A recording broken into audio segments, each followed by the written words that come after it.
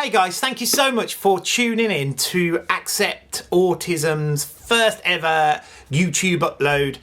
Really hope you enjoy it. It's basically my 5 top tips on how you help children with autism. Thanks.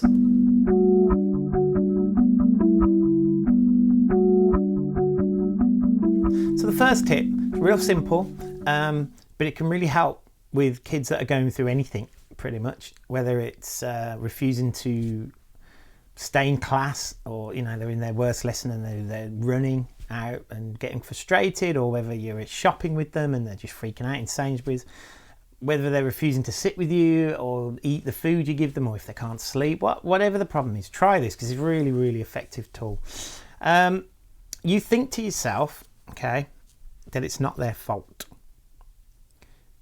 Now when you do this, what you do is you're releasing blame first and foremost, but you start to replace your, oh, I wish you would just do this, or I wish you would just try harder in this situation, or you can't leave class, you must sit still, or you need to not be this stressful person that you are. Whatever, however you may have responded to them before, if you're thinking to yourself, it's not their fault, what happens is you think, oh man, so they're freaking out in Sainsbury's and it's not their fault. They're running out of class and getting frustrated. It's not their fault. Okay, then, so where is the situation? Maybe we need to think differently about how to help him or her. It's a really, really effective tip, and I use it every day. So, if I don't know what to do, I can't think of a way of helping a child, I'm always thinking in my mind, this kid can't help it. It's not their fault. And try it. It's really effective. It will liberate you because you'll stop blaming your kid and you'll stop blaming yourself, and you'll be surprised of the solutions that will appear once you stop thinking maybe it is their fault. Try it. Tip number 2 runs alongside thinking it's not their fault. It's, again, hopefully you'll try that and you'll come back to this and you'll think, oh wow, okay, what's next?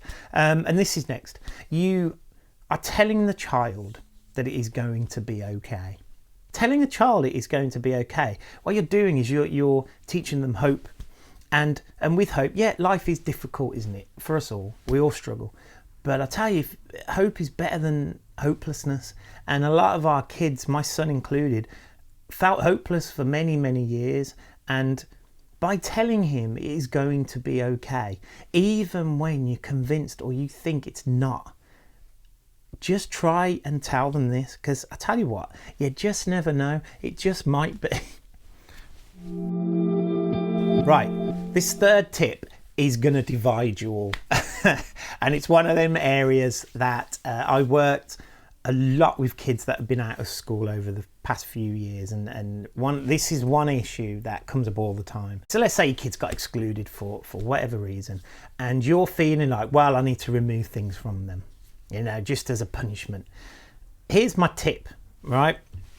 Don't take them away. Whatever you do, whether you've been advised on this, my advice is this, right? Do not take their favourite things off them.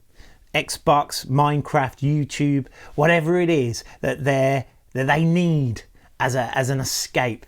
Do not take it from them, because it doesn't work. Instead, what you do is you replace it with what I call good timeout. And the thing about good timeout is it's a consistent thing. You're giving them whatever is going on out there in the world for them, whatever stresses they're under, whatever blame they're being, whatever trouble they're in, whatever, you are providing them with their favourite thing 100% unconditionally.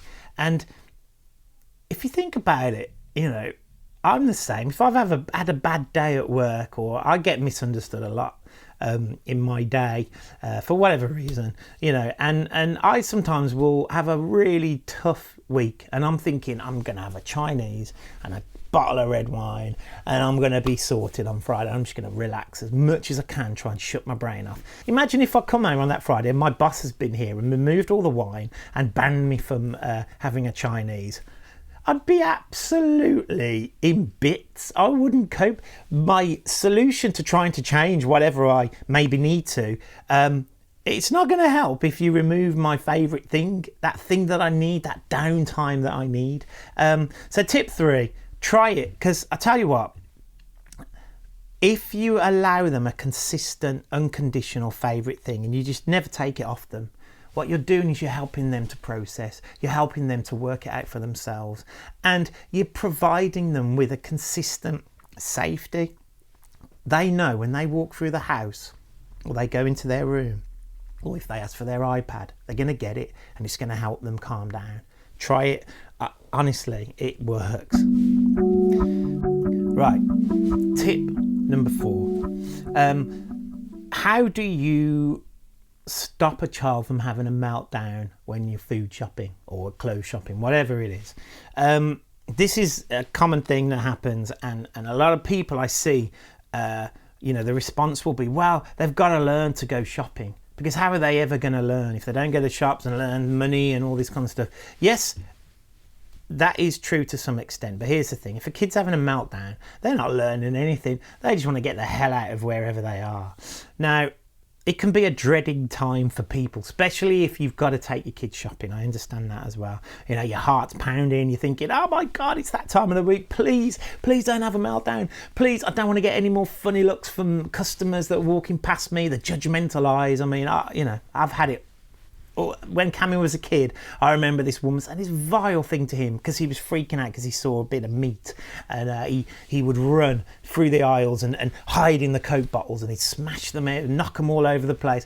You know, I'm a parent and his mum, and we were just trying to manage that and help him. We weren't bad parents, and oh my God, the judgmental eyes, it doesn't help. So here's the thing, right? It can be 100% preventable. You can be happy if you apply this tip. Your child can be happy, and you won't have any more meltdowns in food shopping or clothes shopping. Are you ready? So this is it. Okay. Online shopping. Try it. Win-win. You're not being a bad parent if you do online shopping. What you're doing is you're providing a child with a solution. Don't take them shopping if they can't cope. Simple. Last tip. Real simple thing. It's kind of like more about how you use your wording. It's called removing the but. Move your butt. Let's look at some examples. Yes, I love you, but I just need you to change your attitude towards cleaning your room. Some of the things I hear a lot, especially as a parent and as a professional in schools. Oh, little Johnny would be so amazing at science if only he applied himself, or he would be so good at maths but he just can't stay in class and he's failing himself. Oh, he would strive, he would have so many university degrees but he just can't attend school. All the focus is always on the thing after the but. So by removing the but, here's another one. Oh, your child is so talented. Oh, he's amazing, but he just needs to try harder. It doesn't work. So as a parent or even as a teacher, try and remove the but. So just say, you're so talented, leave it at that. Or you could get a university degree, leave it at that. Even if they're at home and they're housebound, the kid's going to be like, what you on about? I'm in school. Doesn't matter. Remove the but, because here's the thing. Children with autism are internally motivated, right? They're not motivated externally. We know that, I've seen kids that have been housebound and then all of a sudden something clicks inside them and they go off and get a job, or they get a college, whatever it is. And it's kind of like, whoa, how did that happen?